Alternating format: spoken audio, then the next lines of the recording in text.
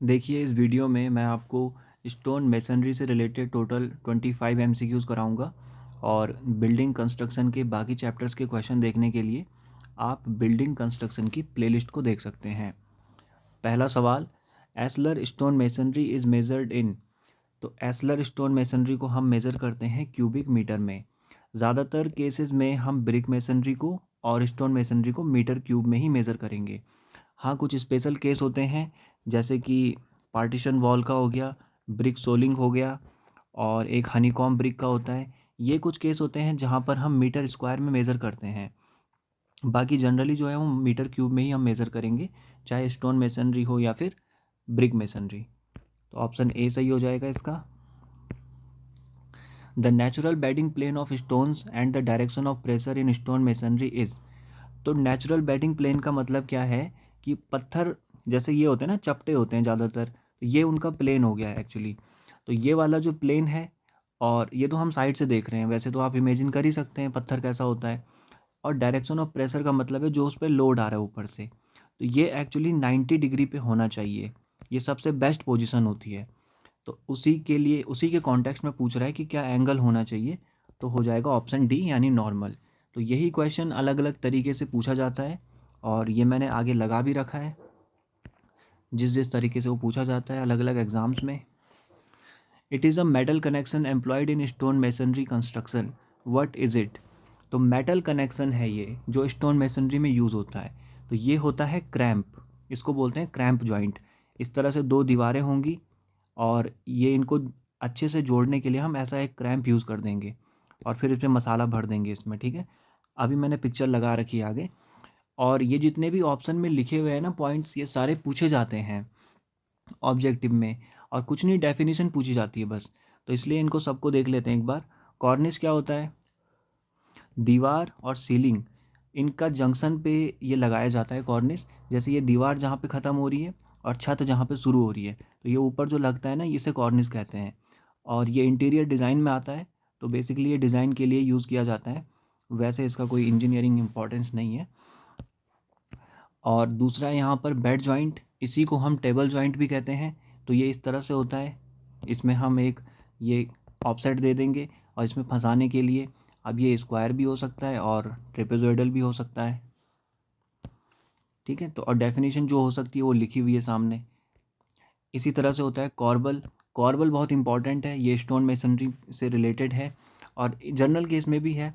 तो जो weather side होती है ना, जो हम आगे निकाल देते हैं ताकि बारिश का पानी ना आए अंदर, या जब कभी बर्फ़ गिरे तो वो ना आए अंदर, तो उसको नीचे से प्रोटेक्ट करने के लिए ऐसा कॉर्बल बना देते हैं हम, या जो भी चीज़ बनाते हैं उसे कॉर्बल कहते हैं। तो ये 3 अलग अलग पिक्चर हैं, आप देख सकते हैं यहाँ पर, ठीक है। और डेफिनेशन क्या है जो लिखी हुई है, ऐसे ही क्वेश्चन फॉर्म हो जाते हैं इनसे, ठीक है। क्रैम्प्ड जॉइंट, ये वही है जो क्वेश्चन पूछा गया है हमसे। इस तरह से दीवार होगी और उन दो दीवारों को जोड़ने के लिए ऐसा फंसा देंगे। अब ये एक्चुअली कैसा दिखता होगा, तो ऐसा दिखता होगा, ये साइड में बना रखा है यहाँ पर, ठीक है। और ये मसाला है जो ब्लू कलर का दिख रहा है, हम इसमें मोर्टार भर देते हैं फिर। और ये डेफिनेशन है, prevent the tendency of the joint to be pulled apart. Joint को अलग अलग होने से रोकता है वो। A stone passing through a wall from front to back face and which acts as a binder for two faces is termed as। तो एक ऐसा पत्थर जो फ्रंट से लेकर बैक तक पूरा जाता है और एक बाइंडर का भी काम करता है, तो इसे हम बोलते हैं थ्रू स्टोन। तो क्या होता है कि जब अगर हम स्टोन मेसनरी में ऐसे लंबे लंबे पत्थर नहीं रखेंगे बीच में, जैसे यहाँ पर रखे हुए हैं, तो ये मेसनरी जो है वो स्प्लिट कर जाएगी जैसे उस पर लोड आएगा ऊपर से। ये तीनों जो है वो एक ही पिक्चर को रिप्रेजेंट कर रहे हैं कि ऐसे हमने दीवार बनाई और ऊपर से लोड आया तो ये एक हिस्सा इसका गिर गया नीचे, क्योंकि बीच में उसको प्रोटेक्शन नहीं मिली। तो इसी चीज़ से निजात पाने के लिए हम क्या करते हैं, ऐसे पत्थर रख देते हैं बीच बीच में। इन्हीं को थ्रू स्टोन बोला जाता है। और आप देख सकते हैं पूरा फ्रंट से लेकर बैक तक जा रखा है ये।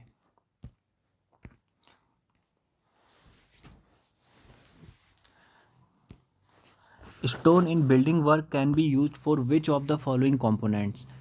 तो स्टोन कहाँ कहाँ यूज़ हो सकता है बिल्डिंग वर्क में? तो भाई फाउंडेशन में यूज़ हो सकता है, दीवारें भी बन सकती हैं, कॉलम भी बन सकते हैं। दीवारें तो बनती ही हैं, स्टोन मेसनरी तो हम इन्हीं को कहते हैं मोटे तौर पे। आर्चेस और लिंटल में भी यूज़ होते थे पहले बहुत ज़्यादा, अब तो फिर भी कम हो गए हैं, पर होते थे। तो इस तरह के सवालों का आंसर जो है वो ऑल ही होता है। ठीक। In stone masonry stones stratified rocks are so placed that the direction of pressure to the plane of bedding is. Same question है, स्ट्रेटिफाइड रॉक्स ही होती हैं वो, ऐसी चपटे चपटे पत्थर होते हैं जो, ठीक है, ये तो साइड से दिख रहा है वैसा। तो जो डायरेक्शन ऑफ प्रेशर है वो कितना होना चाहिए, 90 डिग्री होना चाहिए। तो यहाँ पर राइट एंगल लिखा हुआ है, बात एक ही है। ये भी सेम क्वेश्चन है, स्टोन मेसनरी में जो है वो स्टोन को हम किस तरह से प्लेस करें कि नेचुरल बेडिंग प्लेन किस पे, डायरेक्शन ऑफ प्रेशर के कितने पे हो, नॉर्मल पे होना चाहिए भाई, ठीक है, 90 डिग्री पे। तो अलग अलग तरीके से पूछा जाता है ये सवाल अलग अलग एग्ज़ाम्स में, और बहुत इंपॉर्टेंट है, इसलिए मैंने इसको जो भी अलग अलग फॉर्म में पूछा गया था वो सारा यहाँ पर रख दिया है। The type of masonry in which the stones of irregular size and shapes are used and there are no regular courses is known as। तो यहाँ पर irregular size बोला गया है। अब irregular size जो है वो अनकोर्स्ड में ही हो सकता है, क्योंकि कोर्स्ड होने के लिए जो है वो रेगुलर साइज होना चाहिए। तो इरेगुलर होने की वजह से इसका आंसर अपने आप ही ये हो गया, क्योंकि अनकोर्स्ड जैसा यहाँ पे कुछ दिख भी नहीं रहा है, दूसरा कुछ दिख भी नहीं रहा है, ठीक है। Which stone is used for building situated in industrial towns. तो अलग अलग जगहों पर अलग अलग तरह के पत्थर यूज़ किए जाते हैं। जैसे यहाँ पर पूछ रहा है इंडस्ट्रियल टाउन में, जहाँ पर इंडस्ट्री ज़्यादा बनती हों, तो वहाँ पर हम सैंडस्टोन ज़्यादा यूज़ करते हैं। ठीक। इसी तरह से ये इस स्लाइड में आप देख सकते हैं, जैसे ग्रेनाइट और सैंडस्टोन है, तो ये ज़्यादातर यूज़ होते हैं इंडस्ट्रियल टाउन में। ठीक। इसी तरह से जो मार्बल है और स्लेट है, ये दो पत्थर यूज़ होते हैं इलेक्ट्रिकल स्विच बोर्ड में। ये भी क्वेश्चन पूछा जाता है, ठीक है, तो मैंने यहीं पर इंक्लूड कर दिया इसको। इलेक्ट्रिकल स्विच बोर्ड में जो पत्थर यूज़ किया जाएगा वो या तो मार्बल का होगा या स्लेट का होगा। और आपने देखा भी होगा मार्बल यूज़ किया जाता है जहाँ पर बोर्ड लगाया जाता है उसके पीछे या उसी के लिए। और नीस जो है, जो एक मेटामॉर्फिक रॉक है जो थोड़ा हार्ड होती है, उसको हम हैवी इंजीनियरिंग वर्क में यूज़ करते हैं। ठीक। ये कुछ अलग अलग पत्थरों के अलग अलग यूज़ हैं। ठीक। ये जो ऑप्शन में दे रखे थे इनका हमने डिस्कशन कर लिया है सबका। Rubble masonry is subdivided into. Rubble masonry 6 part में डिवाइड हो रखी है, जिनके नाम ये हैं coursed, uncoursed, random rubble, dry rubble, polygonal और फ्लिंट रबल। तो 6 हो जाएगा इसका आंसर।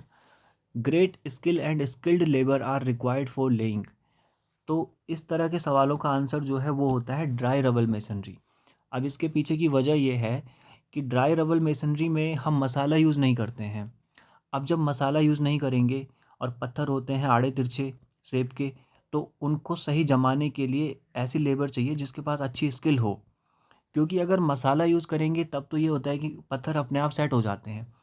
कहीं पर हम ज़्यादा मसाला रख देंगे, कहीं कम रख देंगे तो सेट कर देंगे उनको और दीवार हमारी सीधी बन जाएगी। लेकिन ड्राई रबल मेसनरी थोड़ा सा टफ होती है, तो वहाँ पर जो है थोड़ा अनुभवी लोग चाहिए होते हैं, अनुभवी लेबर चाहिए होती है। In random rubble masonry sort one face stones are. तो फेस स्टोन का मतलब है जिधर से दीवार दिखती है बाहर से, तो वो स्टोन हम उनकी ड्रेसिंग किस चीज़ से करते हैं। तो बेसिकली हमसे इक्विपमेंट पूछा हुआ है, तो हम उनको चीज़ल से करते हैं। जो फेस स्टोन होते हैं उनको चीज़ल से ड्रेस किया जाता है। डायरेक्ट स्टेटमेंट टाइप का है, याद कर सकते हैं। Flints used in flint rubble masonry are. तो जो अभी हमने देखी थी ना फ्लिंट रबल मेसनरी, उसमें जो है फ्लिंट यूज़ किए जाते हैं। अब फ्लिंट का मतलब क्या है, फ्लिंट जो पत्थर उसमें यूज़ होता है उसी को फ्लिंट बोल रहे हैं। तो वो बनता किस चीज़ से है, उस पर ये वाला क्वेश्चन पूछा हुआ है। तो ये होता है नोड्यूल्स ऑफ सिलिका। जो फ्लिंट्स होते हैं वो असल में एक तो इरेगुलर शेप के होते हैं और दूसरा वो सिलिका के नोड्यूल होते हैं। अब नोड्यूल का मतलब है एक तरह का मिक्सचर जो किसी चीज़ से बना हो, ठीक है। अब सिलिका क्या होता है, सिलिका रेता होता है, तो उसके मिक्सचर से बना हो, उसके साथ कोई दूसरी चीज़ मिला दी, तब हमने कुछ ऐसा प्रोडक्ट तैयार कर दिया, उसे फ्लिंट बोल रहे हैं। ठीक। So they are extremely hard but brittle in nature. अब जो चीज़ हार्ड होगी वो ब्रिटल तो होगी ही वैसे भी। तो डी हो जाएगा इसका answer. Which ratio of cement mortar is use for stone masonry. अब देखिए ब्रिक मेसनरी में तो 1:6 यूज़ करते हैं हम, जनरल केस में। और फिर मैंने उसमें सारे बता दिए थे आपको पिछली वीडियो में कि किस किस तरह से हम इनको चेंज करते हैं। जब रिच मोर्टार भरना होता है तो 1:4 भी कर देते हैं इस तरह से, ठीक है। लेकिन हाँ, और जो पार्टीशन वॉल थी उसमें भी हम कम कर देते हैं मसाला। कम का मतलब है रिच मोर्टार यूज़ करते हैं। अब स्टोन मेसनरी में कई जगहों पर 1:4 दिया हुआ है, कई जगहों पर 1:6 है, कई जगहों पर 1:3 भी है। पर मोस्ट अप्रोप्रिएट जो मुझे लगा वो 1:6 होना चाहिए, क्योंकि स्टोन मेसनरी और ब्रिक मेसनरी दोनों स्ट्रेंथ में बराबर ही होती हैं लगभग। तो जनरल केस में तो 1:6 ही यूज़ किया जाना चाहिए, क्योंकि स्टोन मेसनरी पतली भी नहीं होती है साइज़ में, चौड़ी भी काफ़ी होती है, आपने देखा होगा। तो इसलिए इसका आंसर 1:6 होना चाहिए। दूसरा ऑप्शन जो सही हो सकता है वो 1:4 है, और हो तो ये भी सकता है, ये भी दे रखा है कई जगहों पर। तो काफ़ी कन्फ्यूज़न है, पर मेरे हिसाब से ए सही है इसका, ठीक। एस्लर मेसनरी यूजेस। एस्लर मेसनरी क्या होती है? जिसमें इस तरह से पत्थर होते हैं बिल्कुल प्रॉपरली ड्रेस्ड, जिनको हम ड्रेस्ड स्टोन भी कहते हैं। वो भी कैसे? यूनिफॉर्मली ड्रेस्ड स्टोन्स, सारे आप देख सकते हैं एक जैसे दिख रहे हैं बिल्कुल, ठीक है। तो इन्हीं को यहाँ पर ऑप्शन में डायमेंशन स्टोन बोला गया है, तो इसलिए ऑप्शन ए सही होगा यहाँ पर, ठीक है। ये ऑप्शन यहाँ पर ड्रेस्ड स्टोन भी आ सकता था, उसी को यहाँ पर डायमेंशन स्टोन बोला गया है, जिनकी डायमेंशन एक जैसी हो मतलब। Which type of masonry uses well dressed stones with sharp, straight and smooth faces. तो किस तरह की मेसनरी में यूज़ करेंगे हम? एस्लर मेसनरी में अभी अभी तो देखा था, शार्प, स्ट्रेट और स्मूथ फेसेस। अब वेल ड्रेस्ड उसी में तो होंगे, सारे पत्थर एक जैसे हों, फेस स्मूथ हो, उबड़ खाबड़ न हो यानी। Which of the following is not a joint type in stone masonry. तो कह रहा है कि स्टोन मेसनरी में इनमें से कौन सा ज्वाइंट यूज़ नहीं होता है, नॉट, वो है rebated joint. Actually rebated joint use होता है लिंटल एंड आर्चेज में, और लिंटल एंड आर्चेज अलग पढ़ते हैं हम, वो अलग टॉपिक है, वो स्टोन मेसनरी से अलग है, ये उनमें यूज़ होता है।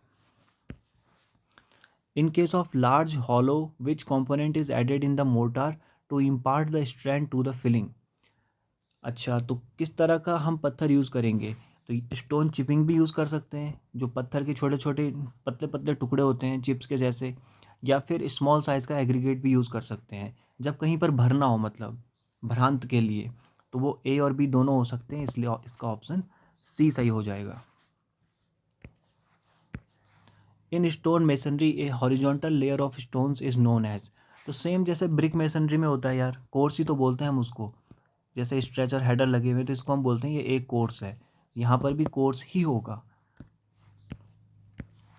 Lower surface of stones in which they rest is known as. Lower surface तो बेड हो जाएगा। When stones are placed right across the wall at a regular interval is known as. Stone एक regular interval पे place किए जाएं, और कैसे किए जाएं? Across the wall.